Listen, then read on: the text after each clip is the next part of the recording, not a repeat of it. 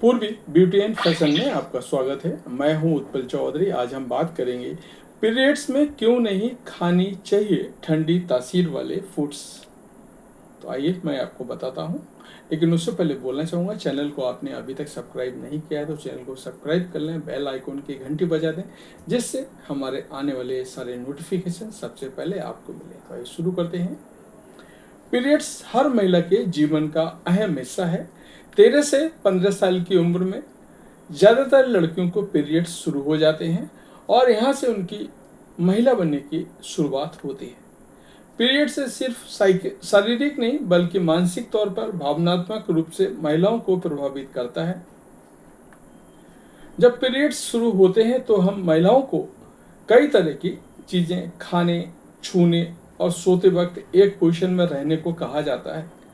आसान भाषा में कहें तो पीरियड्स के लिए एक लंबी नियमों की लिस्ट है जिसे हर महिला को फॉलो करना चाहिए।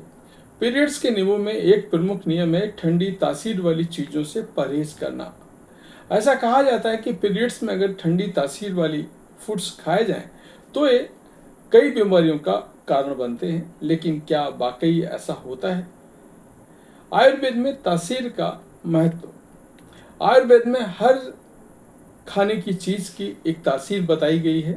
तासीर दो तरह की होती है, एक गर्म और दूसरी ठंडी। खाने की तासीर शरीर के 3 दोषों वात, पित्त, कफ पर असर डालती है। पीरियड्स में तासीर ठंडी तासीर वाले फूड्स क्यों नहीं खाने चाहिए? मेरा ऐसा मानना है कि ठंडी तासीर वाले चीज़ें खाने की शरीर को शीतलता यानी ठंडक प्रदान करता है। ये तो ठंडक शरीर के लिए अच्छी मानी जाती है, लेकिन कभी कभी ठंडी तासीर वाले फूड्स शरीर में ब्लड फ्लो को कम कर देते हैं। इससे हाई ब्लड प्रेशर और हार्ट संबंधी बीमारी का खतरा बढ़ता है। जब बात पीरियड्स के दौरान ठंडी तासीर वाली फूड खाने की बात आती है तो इस दौरान महिला के शरीर में ब्लीडिंग हो रही होती है। पीरियड्स में महिलाओं का पित्त, वात और दोष सक्रिय हो जाते हैं। ऐसे में महिलाएं ठंडी तासीर वाली चीज़ें खाएं तो ये हार्मोनल बदलाव पर असर डालकर भविष्य में परेशानी का कारण बन सकते हैं। पीरियड्स में ठंडी तासीर वाले फूड खाने के नुकसान।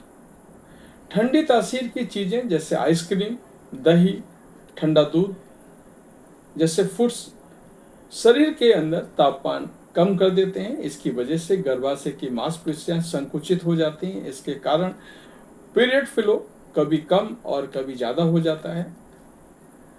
जब